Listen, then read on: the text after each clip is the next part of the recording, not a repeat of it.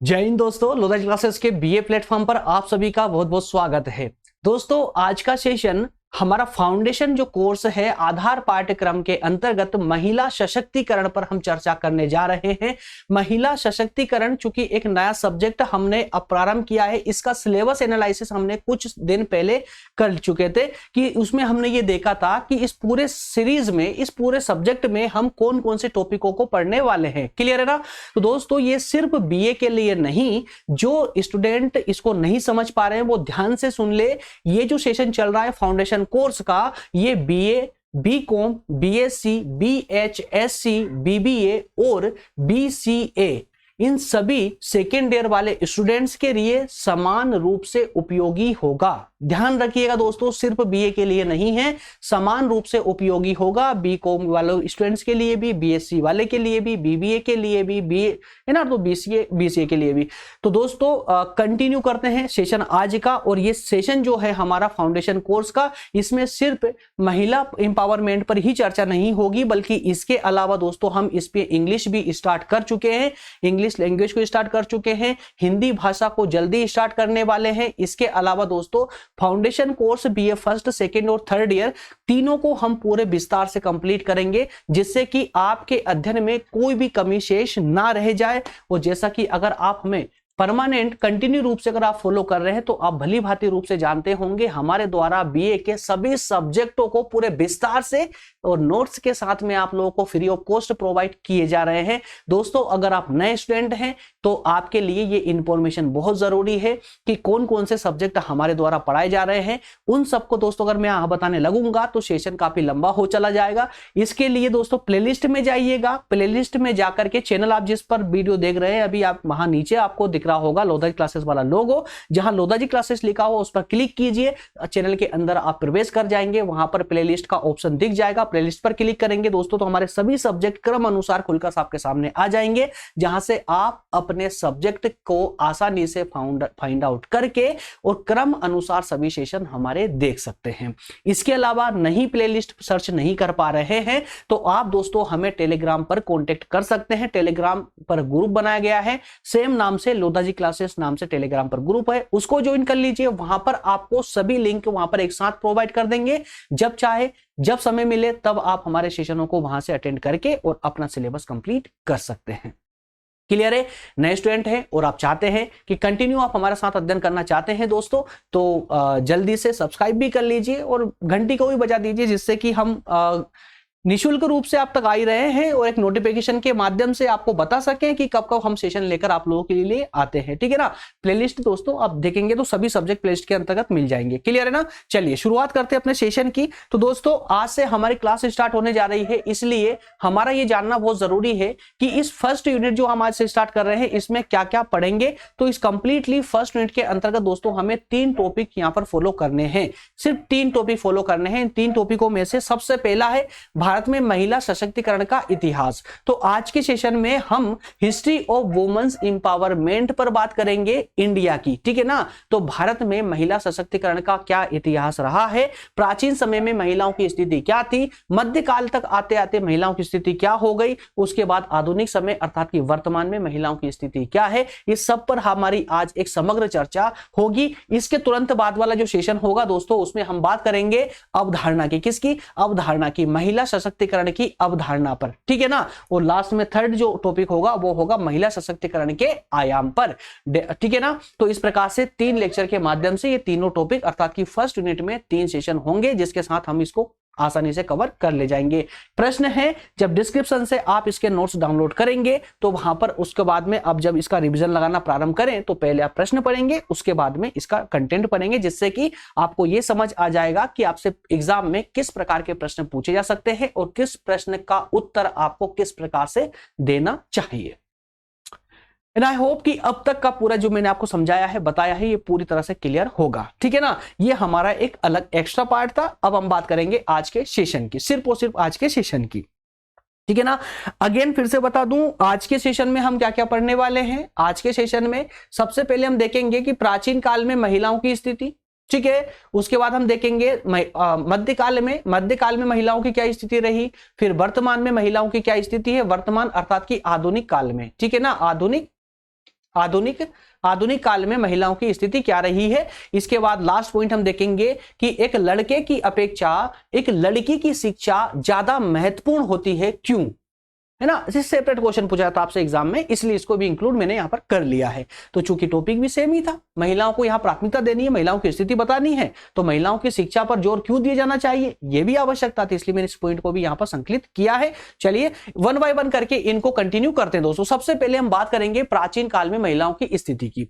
यार देखिए, इतिहास आपका सब्जेक्ट हो या ना हो, लेकिन इतनी समझ आप सभी स्टूडेंट को होगी और होना भी चाहिए कि हमारा इतिहास, हम जब इतिहास पढ़ते हैं दोस्तों, तो हमारा इतिहास 3 भागों में पढ़ा जाता है, या 3 भाग जो है इतिहास के होते हैं।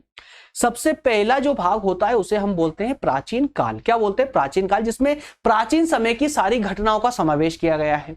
उसके बाद में एक समय आता है मध्यकाल का, है ना। तो मध्यकाल, उसके बाद में दोस्तों जब अंग्रेज भारत में प्रवेश करते हैं, तो अंग्रेजों के आगमन से लेकर के आज तक का जो समय है वो इतिहास जो है आधुनिक इतिहास या वर्तमान इतिहास कहलाता है।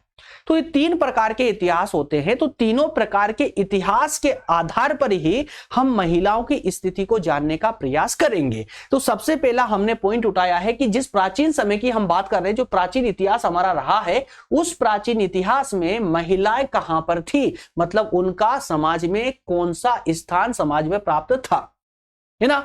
तो आइए थोड़ा सा कहानी के रूप में समझेंगे दोस्तों, इसको कहानी के रूप में समझेंगे तो आसान हो जाएगा। ये रटने की आवश्यकता करेंगे तो मैं लिख के देने को तैयार हूं, आप 100% कंफ्यूज हो जाओगे, कुछ भी एग्जाम में लिख नहीं पाओगे, अच्छा परफॉर्म नहीं कर पाओगे। लेकिन एक कहानी के रूप में अगर आप इसको समझोगे तो बहुत प्यारा लिख पाओगे, कुछ भी रटने की जरूरत नहीं पड़ेगी। बस आप सेशन देखिए, एक बार रिविजन मारिए, टेंशन खत्म, है ना। कुछ भी नहीं करना है। कितना कंटेंट किस मात्रा में आपके मस्तिष्क में प्रवेश करवाना है, ये मेरी जवाबदारी है, मेरा कार्य है, और मैं उस कार्य को भली भांति करना जानता हूं। कितना कंटेंट आपको याद रखवाना है, कितने कंटेंट से आपकी स्टोरी बनानी है, कौन से कंटेंट आपको मैं प्रोवाइड करूं जिससे कि आपके मस्तिष्क में कड़ी से कड़ी जुड़ती हुई चली जाए। जब एग्जाम सेंटर में एग्जाम देने बैठे, लिखने के लिए बैठे, तो आपको एज इट इज स्टोरी याद आ जाए और आप बेहतर परफॉर्म कर पाए, जिससे अच्छे नंबर की प्राप्ति आपको हो पाए। ये मेरा कार्य है, मैं आपको दूंगा। लेकिन दोस्तों जैसा मैं बोल रहा हूं वैसा आपका भी कर्तव्य है कि आप उसको फॉलो करते चले, है ना। सिर्फ यही है कि शांतिपूर्वक बस सेशन को सुनते चलिए, कोई नोट डाउन करने की आवश्यकता नहीं है। मैं क्लास नोट्स आपको दे रहा हूं रिवीजन के लिए, डोंट वरी, है ना। बिल्कुल भी नोट डाउन करने की आवश्यकता नहीं है, बस आप शांति से पूरे फोकस होकर के सेशन को सुनना प्रारंभ कीजिए। चलिए सबसे पहले दोस्तों हम बात करें प्राचीन काल की महिलाओं की, कि प्राचीन काल में महिलाओं की स्थिति क्या थी। तो यार देखिए, जहां पर अच्छाई होती है ना, वहां पर बुराई भी अपने पैर पसारना प्रारंभ कर देती है, यह बिल्कुल स्वाभाविक है। तो ऐसी ही कंडीशन कुछ जो है कुछ स्तर पर प्राचीन काल में भी थी। मतलब ये कि प्राचीन काल में अर्थात कि प्राचीन भारत में भी कुछ ऐसे ग्रंथ थे, कुछ ऐसे भारतीय ग्रंथ थे जो महिलाओं का विरोध, महिलाओं की स्थिति का विरोध करते थे। तो इन ग्रंथों के ज्ञान से उपजे कुछ लेखक भी ऐसे थे जो अपने लेखनों के माध्यम से महिला के चरित्र को दोषपूर्ण बताया करते थे, और महिला के चरित्र को दोषपूर्ण बता करके उसकी कटु आलोचना किया करते थे। समझ पा रहे हैं?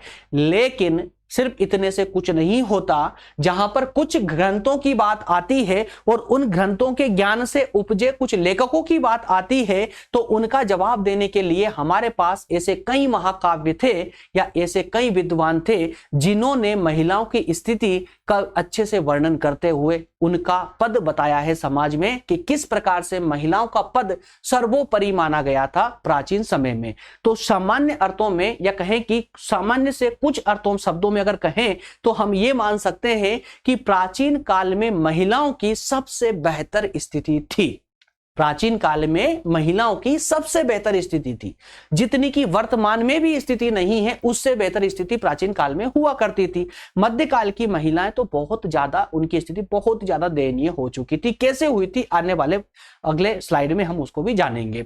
सबसे पहले देखते हैं कि प्राचीन समय में, जैसा हमने कहा कि कुछ हमारे महाकाव्य, कुछ महाकाव्य बताते हैं महाकाव्यों में उनका वर्णन किया गया है, या महिला के उच्च आदर्श की प्रतिष्ठा के बारे में बताया गया है। उनमें से अगर बात करें दोस्तों, तो वैदिक काल में जो ग्रंथ थे तो उनके माध्यम से हमें पता चलता है कि वैदिक काल में पुरुषों के समान स्त्रियों को सामाजिक और धार्मिक प्रतिष्ठा प्राप्त थी।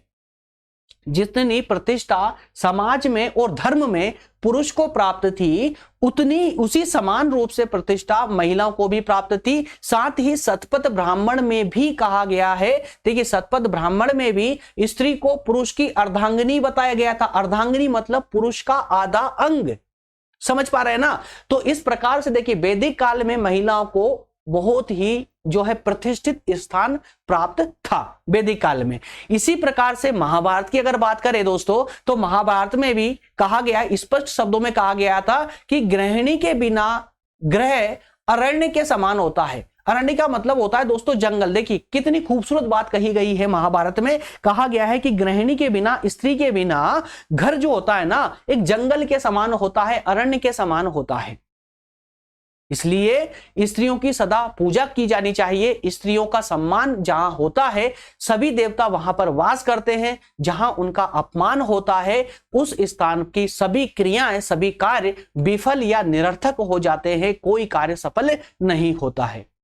ये क्रम यहां नहीं थमा, आगे और भी हमें देखने को मिलता है कि गुरु वशिष्ठ ने भी एक बहुत प्यारे शब्दों में महिला की प्रतिष्ठा को समझाने का प्रयास किया। उन्होंने कहा है कि एक आचार्य का जो गौरव होता है ना, वो 10 उपाध्यायों से बढ़ के होता है। वहीं एक पिता का गौरव 100 आचार्यों से बढ़कर होता है, लेकिन एक माता का गौरव 1000 पिताओं से भी ज्यादा बढ़कर होता है। देखिए कितने प्यारे शब्दों में आचार्य वशिष्ठ ने सिंपल शब्दों में जो है महिला के आदर्श को या महिला की प्रतिष्ठा को समझाने का प्रयास किया है। उन्होंने स्पष्ट तौर पर कहा है कि आचार्य का गौरव 10 उपाध्यायों से बढ़कर होता है, वहीं एक पिता का गौरव 100 आचार्यों से बढ़कर होता है, लेकिन माता का गौरव 1000 पिताओं से भी बढ़कर होता है। तो महाभारत के अनुसार स्त्रियां समृद्धि की देवी है। क्या कहा गया है? स्त्रियां जो है समृद्धि की देवी है। समृद्धि चाहने वाले व्यक्ति को उनका सम्मान करना चाहिए। इन्हीं शब्दों में आगे पढ़ेंगे आप तो देख पाएंगे कि मनुस्मृति में भी कुछ इसी प्रकार के शब्दों के माध्यम से महिला के महत्वपूर्ण स्थान को समझाने का प्रयास किया गया है, और बताते हुए बताया है कि प्राचीन समय में, अर्थात मनुस्मृति ने स्पष्ट रूप से बताया है कि प्राचीन समय में महिलाओं का कितना पूजनीय स्थान प्राप्त था। महिलाओं को पूजनीय स्थान प्राप्त था, है ना। आज कोई नहीं पूछता महिला को, लेकिन प्राचीन समय में महिलाओं को पूजा जाता था। देखिए जहां स्त्रियों की पूजा होती है, स्पष्ट कहा गया मनुस्मृति में कि जहां स्त्रियों की पूजा होती है वहां देवता रमण करते हैं, मतलब देवता वास करते हैं। जहां स्त्रियों की पूजा नहीं होती वहां सभी कार्य व्यर्थ हो जाते हैं। आगे बताया गया है कि जिस कुल में नारियों का अपमान होता हो वह कुल नष्ट हो जाता है, अतः परिवार का कल्याण चाहने वाले व्यक्ति का कर्तव्य है कि वह सदा स्त्री जनों का सम्मान करे। वस्तुतः स्त्रियां सभी प्रकार से पवित्र होती है।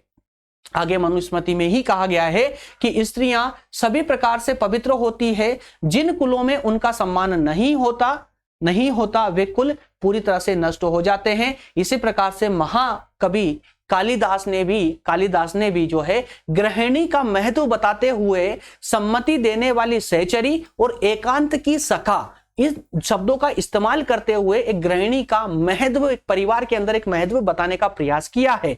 इस प्रकार से यह कहा जा सकता है कि हिंदू समाज में स्त्रियों के प्रति सम्मान, आदर एवं उदार पूर्वक विचार अपनाए गए थे। माता के रूप में वस्तुतः उनकी महिमा अति महान थी। मनु ने स्पष्ट लिखा है कि माता का पद पिता से भी बढ़कर होता है, कई गुना बढ़कर होता है। तो इस प्रकार से हमने पूरे क्रम अनुसार देखा है दोस्तों, पूरे क्रम अनुसार देखने का प्रयास किया है कि किस प्रकार से महिला को स्थान प्राप्त था।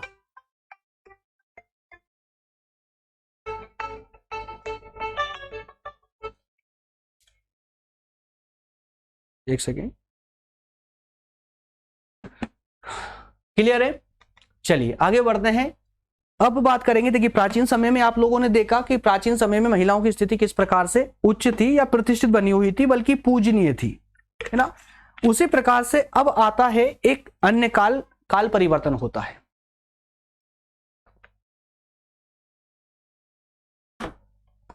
काल परिवर्तन होता है यार, देखिए एक सोच है, थोड़ी सी छोटी सोचिए, इसको सोचना जरा कि इतिहास को हमने 3 खंडों में तो बांटा था, प्राचीन इतिहास, मध्यकालीन और आधुनिक इतिहास।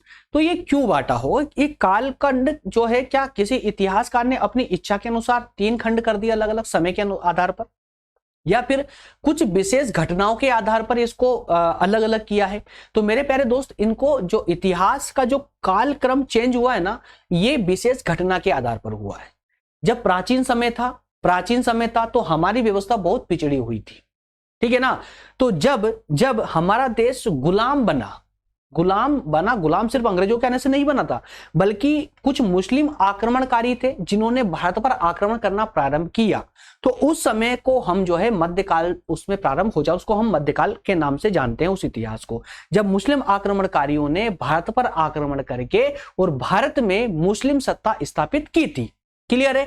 लेकिन जैसे ही फिर अंग्रेज आकर के मुस्लिम सत्ता को हटाते हैं और ब्रिटिश ईस्ट इंडिया कंपनी की सत्ता स्थापित करते हैं, तो उस काल से लेकर के वर्तमान तक को हम आधुनिक इतिहास के नाम से जानते हैं।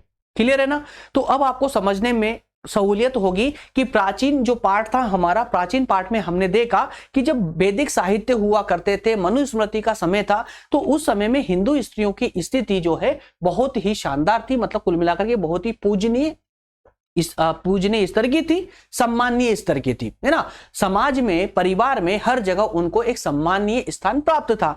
लेकिन इनकी स्थिति अगर हम बात करें कि आज की हमारी सरकार को शुरू से ही, जब से हम आजाद हुए हैं तब से लेकर के आज तक, अगर स्त्रियों की स्थिति को उच्च बनाने का सरकार निरंतर प्रयास कर रही है, तो क्यों कर रही है?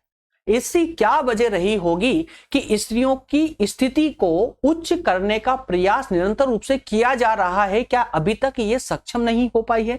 क्या अभी तक महिलाओं की स्थिति दयनीय स्थिति से उच्च नहीं हो पाई है? तो अब यहां पर जो शब्द आया दयनीय शब्द दोस्तों, तो ये दयनीय शब्द, तो जब प्राचीन समय में हमने देखा कि महिलाओं की स्थिति बहुत पूजनीय टाइप की थी यार, बहुत अच्छा सम्मानित स्तर प्राप्त था उनको समाज में, परिवार में, तो फिर ये दयनीय, इनकी स्थिति दयनीय हुई कैसे? तो दोस्तों हुई कुछ ऐसे कि जब प्राचीन समय का दौर था तब तो इनकी स्थिति बहुत ही प्यारी थी, बहुत अच्छी थी। लेकिन आगे चल के जब मध्यकाल आता है, जब भारत पर मुस्लिम आक्रमणकारी आकर आक्रमण करना चालू करते हैं, तो उसके दौरान ही भारतीय महिलाओं की स्थिति में निरंतर रूप से गिरावट आना प्रारंभ हो जाती है। कैसे गिरावट आती है, मैं पूरे अध्ययन के माध्यम से पूरा समझाऊंगा, है ना, पूरा समझाऊंगा और बताने का प्रयास करूंगा कि किस प्रकार से महिलाओं की स्थिति में धीरे धीरे गिरावट आई और मध्यकाल में महिलाएं किस प्रकार से एक वस्तु मात्र बन करके रह जाती है ना, उनको व्यक्ति कहने का कोई भी एक रीजन नहीं रह जाता, सिर्फ एक वस्तु मात्र बन जाती है। आइए इसकी शुरुआत करते हैं दोस्तों। एक घृणित, जो सबसे ज्यादा घृणित प्रथा थी, सबसे ज्यादा घृणित हिंदू परंपरा में, सबसे ज्यादा अगर कोई घृणित परंपरा थी तो वो थी दोस्तों, चित्र के मध्य देख करके आप समझ गए होंगे कि मैं किसकी बात करने वाला हूं, सती प्रथा की, है ना, सती प्रथा की। अच्छा देखिए, यहां पर एक बात मैं बताना चाहूंगा कि एक पिक्चर आप ये देख पा रहे हैं और एक पिक्चर आप ये वाली देख पा रहे हैं, दोनों पिक्चर में क्या डिफरेंस है बताइए मुझे, क्या समझ पा रहे हैं आप लोग? पहली वाली जो पिक्चर है उसमें एक महिला बैठी हुई है अपने पति के शव के साथ में, वो दूसरी वाली जो पिक्चर है इसमें बहुत सारी महिलाएं हैं जिन्होंने अपने आप को एक अग्निकुंड के हवाले कर दिया है सामूहिक रूप से। दोस्तों दोनों में जमीन आसमान का फर्क है। इवन ये समझिए कि ये वाली जो स्थिति है जिसमें बहुत सारी महिलाएं मिलकर के अपना आत्मदेह कर रही है एक अग्निकुंड में, सब मिलकर सामूहिक रूप से, इस परिस्थिति का लाभ उठा करके वो वाली परंपरा प्रारंभ की जाती है समाज में, है ना। और ये जो परंपरा है, ये परंपरा कहलाती है सती प्रथा। और ये सती प्रथा का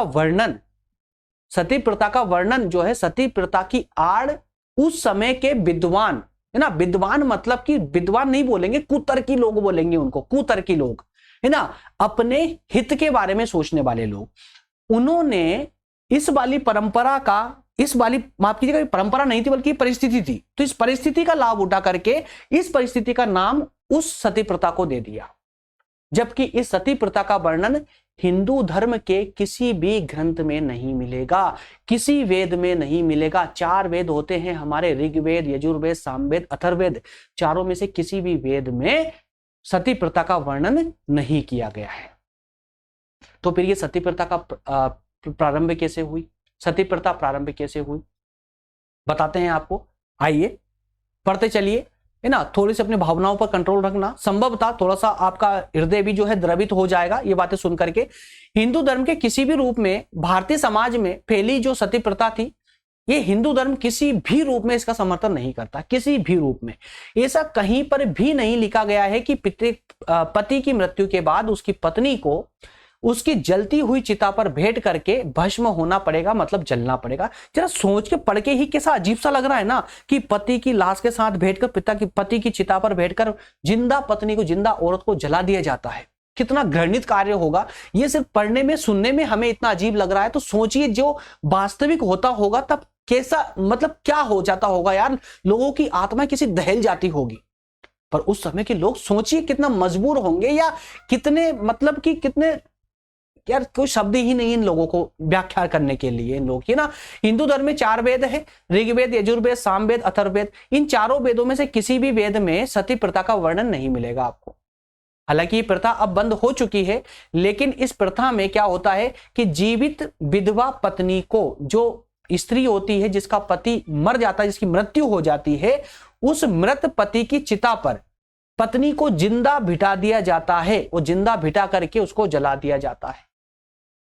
और ये जो जिंदा जलाने की जो प्रथा थी ना, इस प्रथा को कुछ कुतर्की लोगों ने शब्दों का और अन्य परिस्थितियों का बहाना लेकर के, कुछ कुतर्की लोगों ने इसको पता है क्या नाम दिया, जिससे समाज में इसका विरोध ना हो, देवी सती का नाम दिया। कि जो स्त्री अपने पति की लाश के साथ भेंट करके, चिता पर भेंट कर जो अपना आत्मदेह करती है, वो देवी सती कहलाती है। और आपको पता है देवी सती क्या है दोस्तों? तो आपने शिव पुराण में सुना होगा या पढ़ा होगा, अगर आप जो है इसमें बिलीव करते हैं तो आपने शिव पुराण में देखा होगा या सीरियल में देखा होगा, संभवतः आपको पता होगा कि शिव पुराण में होता क्या है कि एक राजा होते जिनका नाम होता है राजा दक्ष। क्या नाम था? राजा दक्ष। उनकी एक पुत्री थी। कौन थी पुत्री दोस्तों? तो वो देवी सती थी। देवी सती उनकी एक पुत्री थी। इन राजा दक्ष एक बार यज्ञ करते हैं, और यज्ञ में देवी सती के पति कौन थे? शिव, है ना, शिव महादेव। तो शिव को आमंत्रित नहीं करते हैं ये राजा दक्ष, लेकिन देवी सती के कहने पर शिव जो है उस यज्ञ में आ जाते हैं। तो बिना आमंत्रण के आ जाने के कारण राजा दक्ष ने शिव का अपमान किया, और उस अपमान को देवी सती बर्दाश्त नहीं कर पाई। इस कारण से उस जो यज्ञ चल रहा था, उस यज्ञ में कूद करके देवी सती ने अपने प्राण त्याग दिए थे, और इसी कारण से उनको देवी सती का नाम दिया गया था। और उसी शब्द का इस्तेमाल यहां कुतर्की लोगों ने सती प्रथा के साथ जोड़ दिया। क्लियर हो पाया है? इसके अलावा चलिए, ये तो ठीक समझ आता है कि सती प्रथा प्रारंभ हुई भारत में, ठीक है, हो चुकी है। क्यों, कहां से ये नाम लिया गया, ये भी सब ठीक है। लेकिन क्या आपके मन में एक सवाल उठ रहा है कि सती प्रथा एक्चुअल में आई क्यों? प्राचीन समय का दौर इतना लंबा था, उस समय तो कभी सुनने को नहीं मिला। अगर ऐसा कुछ होता तो हमारे वेदों में होता, हमारे पुराणों में होता, कहीं तो हमें इसका नाम मिलता सती प्रथा का। तो अचानक से ये जरूरत क्यों आन पड़ी लोगों को? अचानक से ऐसे राक्षस लोग पैदा क्यों हो गए? तो मेरे दोस्त, जो प्रारंभ करने वाले थे उनको हम पूरी तरह से गलत भी नहीं कह सकते। क्यों नहीं गलत कह सकते? अब आपको मुझ पर गुस्सा आएगा कि इतनी क्रूर प्रथा थी और आप कह रहे हैं कि उनको बुरा नहीं कह सकते प्रारंभ करने वालों को। जी हाँ, क्यों? क्योंकि वो हालात के मारे हुए थे, परिस्थितियों के मारे हुए थे। उनके सामने कुछ ऐसी परिस्थितियां आन खड़ी हुई थी जिस कारण से उन लोगों को यह कदम उठाना पड़ा था। क्योंकि उस समय के लोग ज्यादा शिक्षित भी नहीं थे, अधिकारों के बारे में नहीं जानते थे, जो उनके साथ होता था वो सहन करते थे, और संभवतः उनकी मुसीबतों को वो अपने स्तर पर समाप्त करने का प्रयास करते थे। क्या मुसीबतें रही होगी बताने वाला हूं स्टेप बाय स्टेप। तो दोस्तों, यहां पर कुछ शोधकर्ता मानते हैं, मैं अपनी ओर से नहीं बता रहा हूं, शोधकर्ता मानते हैं। और अगर आप अगर आप इतिहास को क्रम अनुसार पढ़ोगे, प्राचीन इतिहास के बाद जब आप मध्यकालीन इतिहास पढ़ोगे तो आपको बेहतर तरीके समझ आ जाएगा कि इन सब परिस्थितियों के उत्तरदायी कौन थे। आइए, शोधकर्ता मानते हैं कि इस प्रथा का प्रचलन मुस्लिम काल में देखने को मिला था। मुस्लिम काल मतलब कि दोस्तों मुगल काल, है ना। प्राचीन समय के बाद जो मध्यकाल आता है, तो मध्यकाल हम मुगल काल के नाम से जानते हैं उसको, है ना। तो जो मुगल काल था, जो मुगलों ने भारत पर आक्रमण करके भारत पर जो है शासन किया, तो उस समय में सती प्रथा जो है अधिकतर रूप से देखने को मिली थी। जब मुस्लिम आक्रांता था, महिलाओं को लूट कर अरब ले जाया करते थे, ठीक है ना। तो महिलाओं को जब ये मुस्लिम आक्रमणकारी भारत में आक्रमण करते थे, तो जिस क्षेत्र पर ये आक्रमण करते थे वहां की महिलाओं को ये अरब अपने देश ले जाया करते थे। या जिन राजाओं को उन्होंने मारा है उनकी रानियां और उनकी दासियों को भी ये अपने साथ ले जाया करते थे। तो ये जो नारियां थी, जो महिलाएं थी, अपने सम्मान को बचाने के लिए, अपनी आबरू को बचाने के लिए दोस्तों ये संयुक्त अर्थात कि सामूहिक रूप से सब एक साथ होकर के कुछ इस प्रकार से अग्नि के हवाले अपने आप को कर दिया करती थी। कुछ कुएं में, गहरे कुएं में सब सामूहिक रूप से कूद जाया करती थी, कूद करके अपने प्राण त्याग दिया करती थी, या फिर जो स्थिति आप देख रहे हैं इस प्रकार की स्थिति जो है उनकी हो जाया करती थी। क्लियर है? किस लिए? अपने सम्मान को बचाने के लिए, अपने सम्मान की रक्षा करने के लिए। अब सम्मान की रक्षा की जब बात आती है तो सबसे पहले नाम आता है दोस्तों पद्मावती का, रानी पद्मावती का। संभवतः जब से ये पिक्चर आई है तब से रानी पद्मावती के बारे में किसी को ज्यादा बताने की आवश्यकता मुझे नहीं है ना। लगभग सब लोग जानते हैं, लेकिन उससे पहले जिसने इतिहास पढ़ा था सिर्फ वही जानते थे, है ना, कि चित्तौड़ की कहानी क्या है और रानी पद्मावती कौन थी। तो मेरे प्यारे दोस्तों, तो इसके अंतर्गत देखिए, इसमें स्पष्ट रूप से देखिए क्लियर कि उस काल में भारत में इस्लामिक आक्रमणकारियों के द्वारा सिंध पर, पंजाब, उत्तर प्रदेश और महाराष्ट्र, ये राजस्थान, ये ऐसे क्षेत्र थे, ये ऐसे क्षत्रिय राजपूत क्षेत्र थे जहां पर मुस्लिम आक्रमणकारियों के द्वारा आक्रमण किया जा रहा था, है ना। और इसी क्रम में अलाउद्दीन खिलजी ने पद्मावती को पाने के लिए चित्तौड़ पर आक्रमण किया और वहां पर नरसंहार किया। उस समय रानी पद्मावती और उनकी जितनी भी दासियां थी, जितनी भी महल में और लेडीज महिलाएं थी, उन सभी ने अपनी जो है अपनी लाज बचाने के लिए, अपनी इज्जत बचाने के लिए सामूहिक रूप से उन्होंने जोहर किया था। जोहर का मतलब क्या हुआ दोस्त? सामूहिक जोहर का मतलब हुआ कि उन्होंने एक अग्निकुंड में, एक बड़ा सा अग्निकुंड था, उसमें आग जलाकर, आग प्रज्वलित करके वो सब एक साथ उसमें कूद के अपनी प्राण त्यागे थे, है ना। तो महिलाओं के इस बलिदान को याद रखने के लिए, महिलाओं के अपने सम्मान को बचाने के लिए जो इन्होंने कदम उठाया था महिलाओं ने, इसको बलिदान कहा गया था। बलिदान कहा गया था क्योंकि इन महिलाओं के सामने अब और कोई मार्ग नहीं था, या तो अपने आप को उन मुस्लिम आक्रमणकारियों के सामने सौंप दे, या फिर अपनी आबरू बचाने के लिए अपने प्राणों का बलिदान दे दे। तो इसलिए उन्होंने अपने सम्मान को बचाने के लिए अपने प्राणों का त्याग करना उचित समझा, और इसी कारण से उन्होंने सामूहिक जोहर किया, और इस जोहर को ही यहां बलिदान कहा गया है दोस्तों। और इस बलिदान को याद रखने के लिए वहां पर उनके नाम के मंदिर बनवा दिए गए हैं, ठीक है ना। और उन महिलाओं को ही सती कहा जाने लगा। और जब इन्होंने सामूहिक रूप से जोहर किया तो अन्य जगह जब ये घटनाएं घटित होने लगी मुस्लिम आक्रमणकारियों के कारण, तो हर एक जो क्षेत्र में जो है ये जोहर की प्रथा प्रारंभ हो चुकी थी। और इस प्रकार से जो सती होती थी तो इन सती का सम्मान अब जो है बढ़ने लगा था। इस प्रकार से सती के प्रति सम्मान समाज में बढ़ने लगा था, और सती प्रथा भी इसी शब्द के कारण से प्रचलन में आई थी। अब सोचिए कि रानी पद्मावती का जोहर करना और एक मृत पति के शरीर पर, मृत पति की चिता पर एक जिंदा पत्नी को बिठाकर जलाना, सोचिए कितना चेंज, कितना परिवर्तन है दोनों में। लेकिन दोनों को एक साथ जोड़ दिया गया। कहा गया है कि एक सती प्रथा, जो महिला अपने पति के साथ सती होती है वो भी रानी पद्मावती की तरह ही बलिदान देती है ना। तो ये गलत था। तो इस प्रथा के लिए धर्म इसके लिए उत्तरदायी नहीं था, बल्कि उस समय की परिस्थितियां उत्तरदायी थी, लालचियों की नीयत जिम्मेदार थी। समझ रहे ना।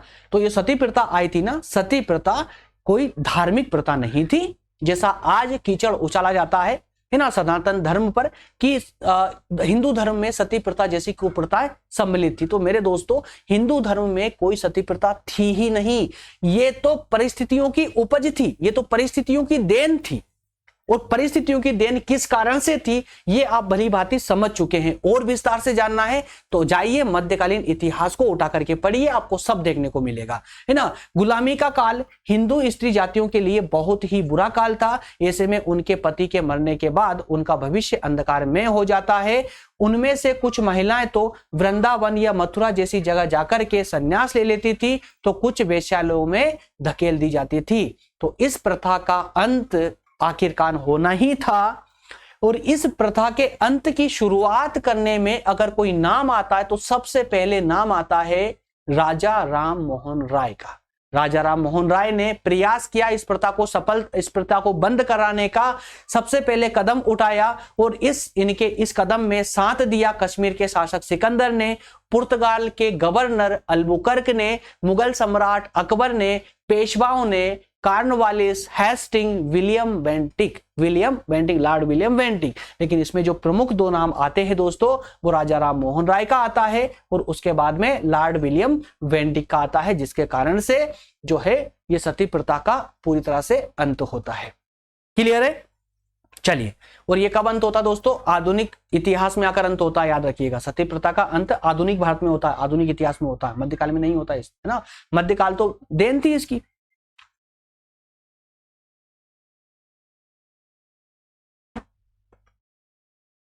चलिए आगे बढ़ते हैं। अब देख लेते हैं कि यार वर्तमान में क्या स्थिति है। भैया प्राचीन समय में बहुत अच्छी स्थिति थी। मध्यकाल में आकर के उनकी स्थिति बहुत ज्यादा दयनीय हो गई थी, है ना, कि इंसान से वस्तु बन गई थी स्त्री।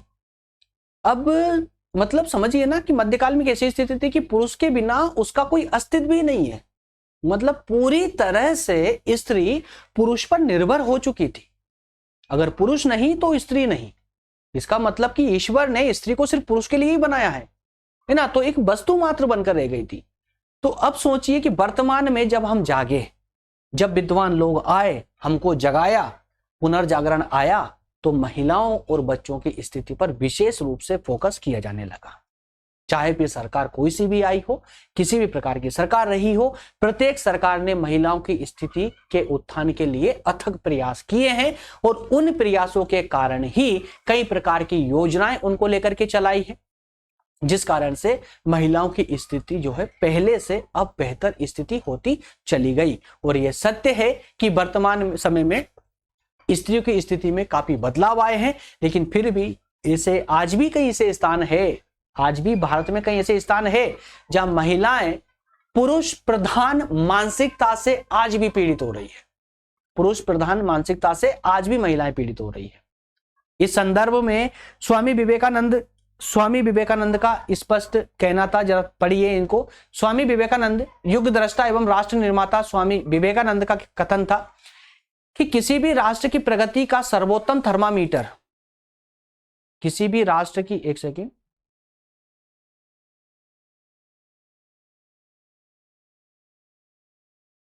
ओके, यहां पर स्वामी विवेकानंद ने कहा है कि किसी भी राष्ट्र की प्रगति का, अगर किसी राष्ट्र की, किसी देश की प्रगति को मापना है तो आप वहां उस देश की महिलाओं की स्थिति को जांच लीजिए। जैसी महिलाओं की स्थिति होगी उस राष्ट्र की स्थिति या उस राष्ट्र की प्रगति उसी समान होगी। हमें नारियों की ऐसी स्थिति में पहुंचा देना चाहिए जहां वे अपनी समस्याओं को अपने ढंग से स्वयं सुलझा सके। हमें नारी शक्ति के उद्धारक नहीं बनना है, बल्कि उनका सहायक बनना, सहयोगी बनना है। भारतीय नारियां संसार की अन्य नारियों की तरह अपनी समस्याओं को सुलझाने की क्षमता रखती है। किसी भी सभ्यता की आत्मा को समझने तथा उसकी उपलब्धियों एवं श्रेष्ठता का मूल्यांकन करने का सबसे बेहतर जो उसका आधार है, उसमें स्त्रियों की दशा का अध्ययन करना है।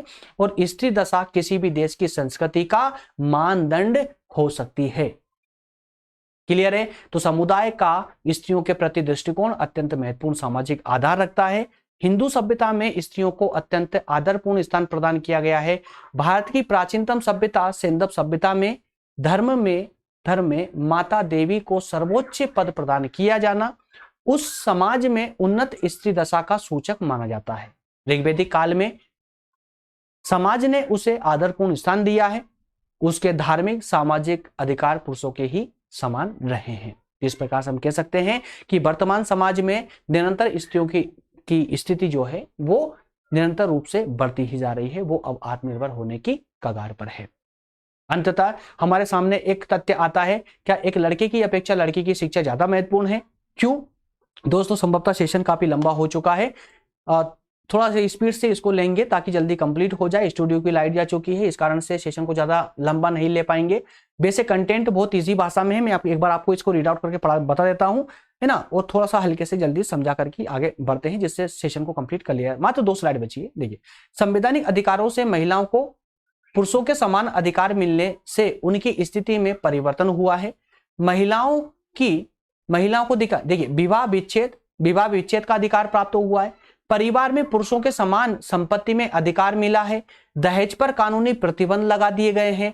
उन व्यक्तियों के लिए कठोर दंड की व्यवस्था की गई है जो दहेज की मांग करते हैं। तो इस प्रकार की व्यवस्था से, संवैधानिक व्यवस्था से महिलाओं की स्थिति काफी उच्च हुई है। संयुक्त परिवारों के विघटन होने के कारण भी महिलाओं को एक सम्मानित स्थान मिलने लगा है। साथ ही साथ में लड़कियों की शिक्षा को भी एक प्रमुख रूप से देखा जाने लगा है। वातावरण समताकारी होने लगा है, जिस कारण से महिलाओं को अपने व्यक्तित्व का विकास करने के एक अच्छे से अवसर प्राप्त हो पा रहे हैं। महिला शिक्षा समाज का आधार है। समाज द्वारा पुरुष को शिक्षित करने का लाभ केवल मात्र पुरुष को होता है। अगर समाज पुरुष को शिक्षित करती है तो सिर्फ एक पुरुष शिक्षित होगा, लेकिन अगर एक लड़की को अगर शिक्षित किया जाता है तो उसके कारण पूरा परिवार शिक्षित होगा। परिवार शिक्षित होने से समाज शिक्षित होगा और समाज के शिक्षित होने से संपूर्ण राष्ट्र शिक्षित होगा। क्यों? क्योंकि माता ही किसी बच्चे की सबसे पहली टीचर होती है, अध्यापक होती है। हालांकि कुछ समय तक महिला शिक्षा के समर्थन में कम, लेकिन आज समय और परिस्थितियों ने महिला शिक्षा को अनिवार्य बना दिया है। जो परिस्थितियां आई व्यक्ति के सामने, उसके कारण आज जो महिला शिक्षा का विरोध करते थे उनको आज झुकना पड़ा है और महिला शिक्षा आज अनिवार्य हो चुकी है। सतही तौर पर देखा जाए तो लगता है कि भारत ही नहीं, विश्व पटल पर अपनी पहचान बनाती हुई स्त्रियों ने अपनी पुरानी मान्यताएं बदली। अपने अस्तित्व को बचाए रखने के लिए संघर्ष करती हुई स्त्रियों ने लंबा रास्ता तय किया है, परंतु आज भी एक बड़ा हिस्सा सदियों से सामाजिक अन्याय का शिकार रहा है। जब स्त्री ने आगे बढ़ना चाहा, तब रीति रिवाजों और परंपराओं की आड़ लेकर के उसे रोक दिया गया है। वस्तुतः ये सब कुछ हुआ, लेकिन अंतिम रूप में हम कह सकते हैं कि जो 21वीं सदी आई है वह 21वीं सदी महिला सदी के रूप में आई है। आंतरिक रूप से जितने सुधार किए गए, जितने प्रयास किए गए, उन प्रयासों का फल आया है ये 21वीं सदी में। वर्ष 2001 में महिला सशक्तिकरण वर्ष के रूप में मनाया गया। इसमें महिलाओं की क्षमताओं और कौशल का विकास करके उन्हें सशक्त बनाने और समाज को महिलाओं की स्थिति और भूमिका के संबंध में जागरूक बनाने के अथक प्रयास किए गए हैं। इस प्रकार से दोस्तों हमारे तीनों कालखंड के आधार पर ही हमारा ये सेशन हो जाता है कंप्लीट। मिलेंगे अगले सेशन में दोस्तों। अगर आप नए स्टूडेंट हैं तो मैं फिर से आपको याद दिला दूं कि अगर आप निरंतर रूप से हमारे सेशन लेना चाहते हैं दोस्तों, जल्दी से सेशन को, हमारे चैनल को सब्सक्राइब कर लें और बेल आइकन को जरूर प्रेस कर लें, जिससे कि आपको निरंतर रूप से नोटिफिकेशन मिलते रहें। लाइक करना जरूर बिल्कुल ना भूलिएगा सेशन को, अगर आपको अच्छा लगा है तो, अगर आपकी स्टडी में हेल्प हो पा रही हो दोस्तों। चलिए, नेक्स्ट जो सेशन होगा, अगला सेशन होगा हमारा भारत में महिला सशक्तिकरण की अवधारणा पर। जल्दी सेशन लेकर आएंगे दोस्तों। तब तक मिलते हैं अगले सेशन में। तब तक आप सभी का बहुत बहुत धन्यवाद। खुश रहिए और पढ़ते रहिए। एग्जाम आने वाले हैं, इसलिए अच्छे से तैयारी में व्यस्त हो जाइए। मिलेंगे बहुत जल्दी सेशन में। तब तक आप सभी का